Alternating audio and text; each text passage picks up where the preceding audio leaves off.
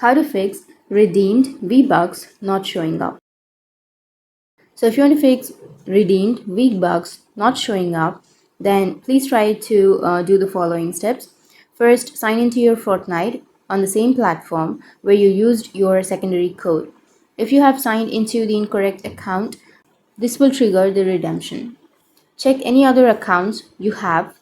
If the Vbucks have been applied to the wrong account, follow the instructions to contact the Epic support, and the support will help you if you contact their live support and send the details of Vbucks and receipt number. They will help you contact PlayStation or Xbox support and ask for help redeeming your secondary code if the above steps did not. If the above steps did not help, reach out to Epic support. Click on Contact Us button at the bottom of the page. Include the Epic account ID and the display name for the Fortnite account.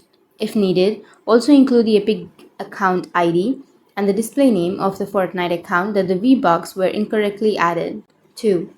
So this is how you can fix redeemed Vbucks not showing up, and if you have any questions, feel free to comment below. Thanks for watching.